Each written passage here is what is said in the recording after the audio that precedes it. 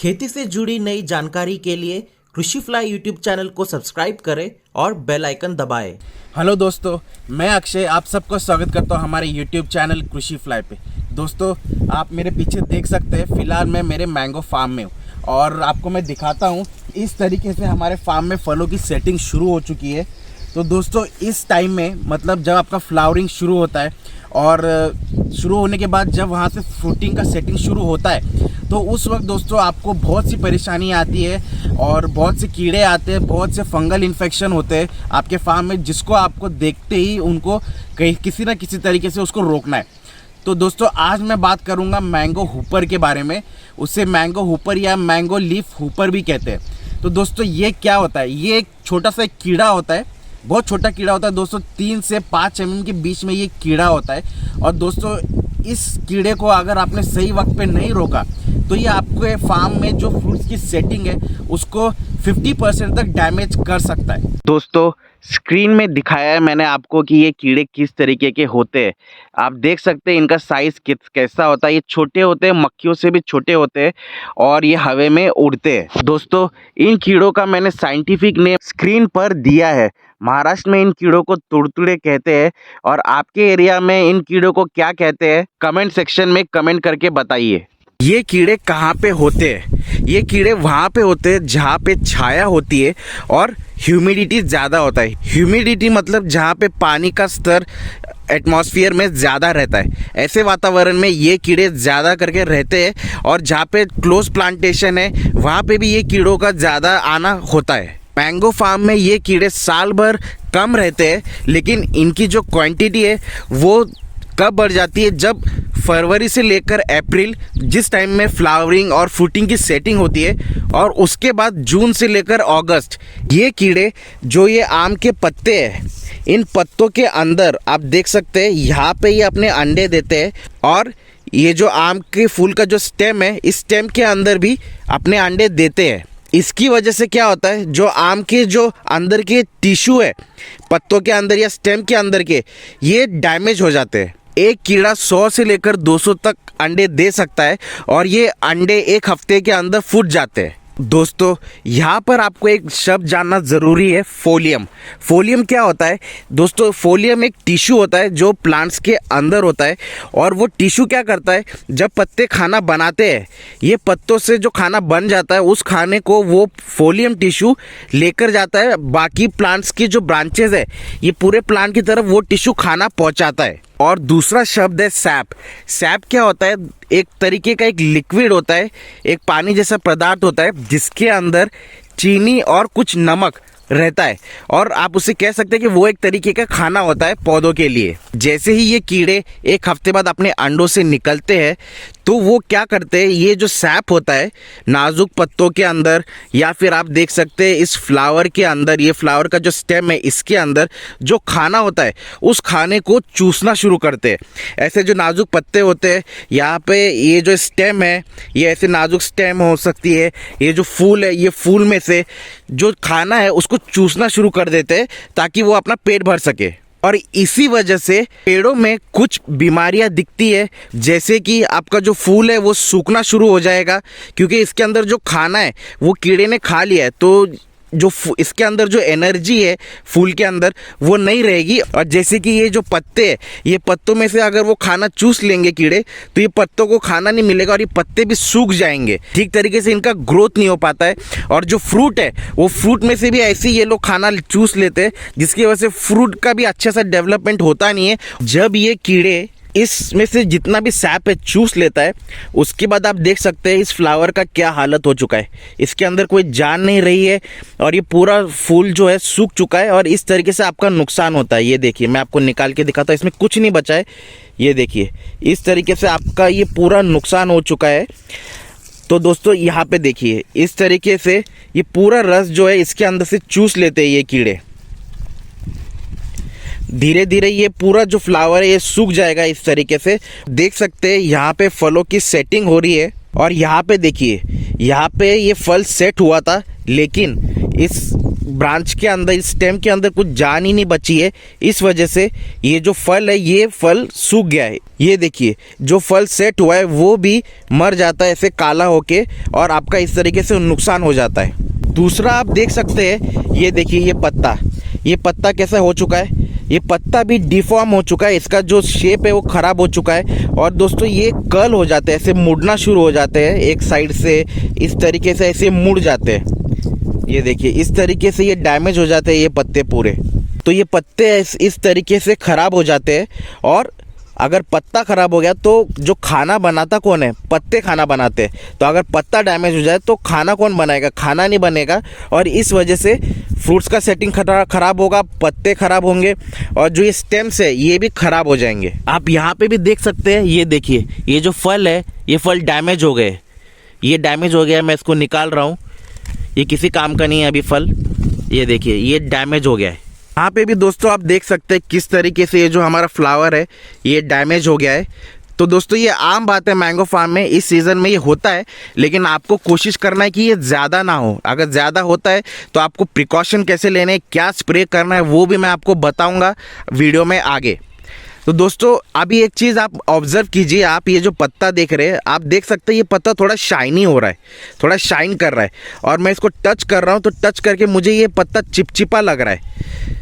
ऐसा महसूस हो रहा है कि जैसे इसके ऊपर किसी ने शहद डाला है। तो दोस्तों ये क्यों होता है मैं आपको बताता हूँ। तो जैसे कि मैंने आपको बताया था, ये कीड़े पत्तों में से जो सैप है, जो खाना है, उसको चूसते हैं। और वो जो सैप होता है वो क्या होता है, मैंने आपको बताया था, उसके अंदर चीनी बहुत मात्रा में होता है, मीठा होता है, और थोड़ा सॉल्ट भी होता है, और बाकी मिनरल्स भी उसके अंदर होते हैं। तो दोस्तों क्या होता है, वो जो कीड़े हैं वो इस खाने को चूस कर अपना पेट भरते हैं। लेकिन क्या होता है, इस खाने के अंदर बहुत मीठा होता है, और जो कीड़े होते हैं उनको इस मीठे खाने के अलावा भी बाकी और चीज़ें चाहिए जो उसको इस पेड़ से नहीं मिल पाता है। तो वो क्या करता है, जितना मीठा खाना उसने चूसना है वो चूस लेता है, और बाकी खाना जो बचता है, जो मीठा पदार्थ, उसको वो एज अ हनी ड्यू, एक शहद के तरह उस खाने को ऐसे पत्तों के ऊपर छोड़ देता है, जिस वजह से ये पत्ते चिपचिपे हो जाते हैं। ये देखिए, आप यहाँ पे भी देख सकते हैं, ये पत्ता चिपचिपा हो चुका है, शाइन कर रहा है। इसके साथ ही दोस्तों आप देख सकते हैं, मैं आपको ये फल दिखाता हूँ। फल जो है शाइन कर रहा है, ये फल भी ऐसे चिपचिपा हो गया। मैं हाथ लगा रहा हूँ तो यहाँ पे चिपचिपा हो गया है पूरा। तो दोस्तों इस चिपचिपे की वजह से क्या हो जाएगा कि ये फल भी डैमेज हो सकता है, और धीरे धीरे सूख जाएगा, इसको एनर्जी नहीं मिलेगा, ताकत नहीं मिलेगा, और ये फल ऐसे सूख जाएगा। आप इस फल को भी देख सकते हैं, आप देख सकते हैं इस फल के ऊपर कैसे छोटे छोटे पानी के बूंद दिख रहे हैं। तो दोस्तों जब मैं इसको टच कर रहा हूँ तो ये पूरा चिपचिपा है। अभी मैं इसको खींच के निकाल रहा हूँ, आप देखिए कैसे आपको सफ़ेद सफ़ेद दिखेगा। जो खाना है बचा कुचा कीड़ों ने इसके ऊपर छोड़ दिया है। तो मैं इसको निकाल के दिखाऊँ, ये देखिए, ये ऐसे मैं निकाल रहा हूँ, और मैं आपको मेरी उंगली चिपका के दिखा रहा हूँ। ये देखिए, अभी मैं उंगली को छोड़ने का कोशिश कर रहा हूँ। ये देखिए किस तरीके से मेरी उंगलियाँ चिपक रही है। एक तरीके से दोस्तों ये गम तैयार हो जाता है, और इस वजह से क्या होता है कि फल डैमेज हो जाता है, जो आपका फ्लावर है वो भी डैमेज हो जाता है, जो पत्तियां है इस तरीके से डिफॉर्म हो जाती है, और ऐसे वो मुड़ना शुरू हो जाती है, ऐसे गोल गोल मुड़ना शुरू हो जाती है। और इसके पीछे जो बाकी स्टेम्स है, छोटी छोटी ब्रांचेस है, वो भी डैमेज हो जाती है। तो दोस्तों क्या होता है कि ये पत्ता भी जैसे डैमेज हो जाए, तो ये डैमेज होने के बाद क्या हो जाता है, धीरे धीरे पत्ता सूखने लगता है, और सूख के ब्राउन हो जाता है, और ब्राउन होके ये ऐसे गिर जाता है। आप देख सकते हैं ऐसे जो नीचे पत्ते गिरे हैं, इस तरीके से ये पत्ते अपने आप सूख के गिर जाते हैं। अभी इन पत्तों का गिरने का कारण दूसरा भी है, लेकिन ये भी एक कारण है कि पत्ते ऐसे सूखकर ज़मीन पर गिर जाते हैं।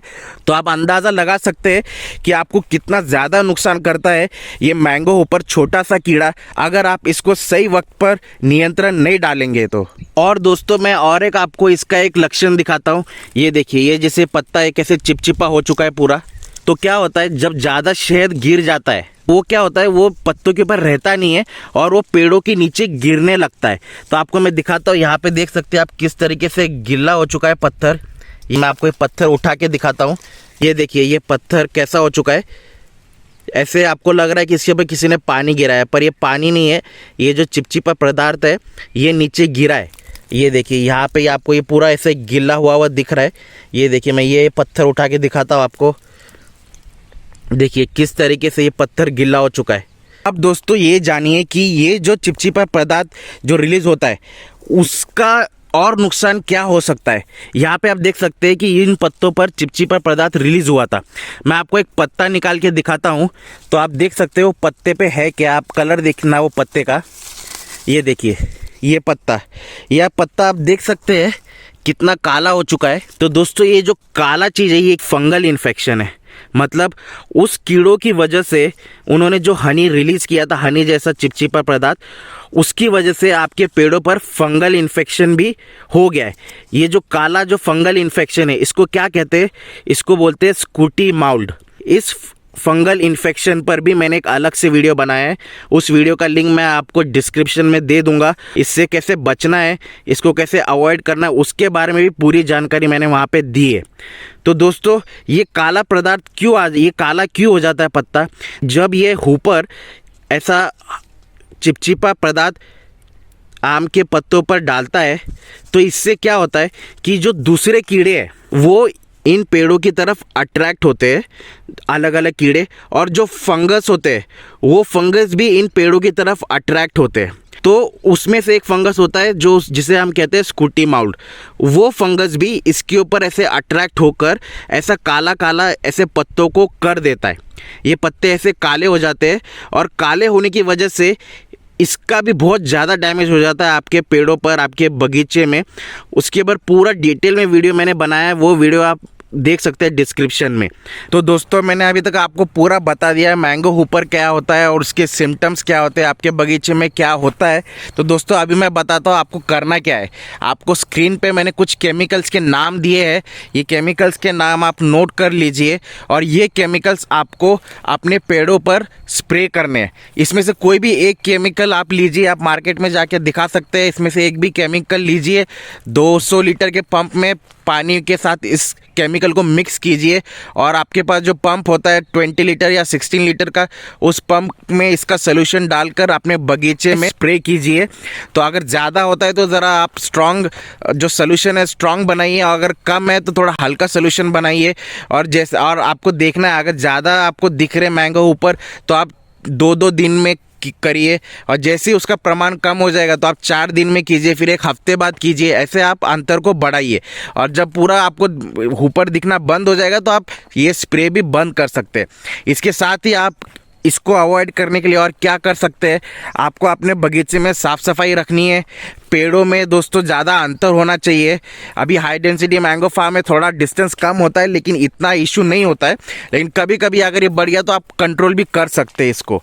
तो दोस्तों पेड़ों में अंतर ज़्यादा होना चाहिए और जो पेड़ है उसके अंदर दोस्तों सनलाइट अच्छे से जानी चाहिए। आप देख सकते हैं ये पेड़ कैसे पूरा भर गया है, तो हम इसको बाद में प्रूनिंग भी करेंगे। जब हमारा हार्वेस्ट हो जाएगा उसके बाद हम इसको प्रूनिंग भी करेंगे। तो उसके अंदर सनलाइट जानी चाहिए अच्छे से, जो हवा का जो सर्कुलेशन है वो अच्छा होना चाहिए ताकि ये जो मैंगो ऊपर है आके बैठे ना, इनको जगह मिलनी नहीं चाहिए। आपके आसपास बगीचे में साफ़ सफाई होनी चाहिए। और ये जो भी मैंने आपको केमिकल के नाम बताए ये सारे इंसेक्टिसाइड है, कीटनाशक है, तो ये आपके जो भी कीड़े हैं उनको मारने में मदद करते हैं। इसके साथ ही आप इसके अंदर फंगल इन्फेक्शन को रोकने के लिए आप इसमें एक बुरशीनाशक जैसे कि फंगीसाइड, उसका भी कोई ना कोई एक फंगीसाइड आप लेके उस सोल्यूशन में डाल सकते हैं और दोनों को मिक्स कर कर आप अपने बगीचे में स्प्रे कर सकते हैं। तो दोस्तों मैं उम्मीद करता हूँ आपको ये हमारा वीडियो पसंद आया होगा। बहुत रिसर्च करके मैंने जितनी भी नॉलेज जो मैंने गैदर की है वो आपको इस वीडियो में मैंने देने की कोशिश की है। अगर वीडियो अच्छा लगा है तो ज़रूर इस वीडियो को शेयर कीजिए, लाइक कीजिए और जो भी आपके आसपास फार्मर है उनको बताइए इस वीडियो के बारे में। और अगर दोस्तों आपको हमसे प्लांट्स चाहिए हमारी नर्सरी से तो आपको वो प्लांट्स भी मिल जाएंगे। हमारा जो कस्टमर केयर नंबर है आपको स्क्रीन पे दिया गया है, उस पर कांटेक्ट करके हमें व्हाट्सएप कीजिए और अपना ऑर्डर आप प्लेस कर सकते हैं। हम ऑल ओवर इंडिया डिलीवर करते हैं हमारे प्लांट्स। और दोस्तों हमारे जो प्लांट्स हैं सारे ओरिजिनल क्वालिटी के केसर मैंगो आपको प्लांट्स मिलेंगे। तो दोस्तों ज़रूर हमको कांटेक्ट कीजिए और अगर आपको कोई भी क्वेश्चंस है तो कमेंट सेक्शन में अपना कमेंट डालिए। मैं हमेशा आपका जवाब का आंसर देने के लिए तैयार हूँ। मिलते हैं नेक्स्ट वीडियो में। Till then bye bye.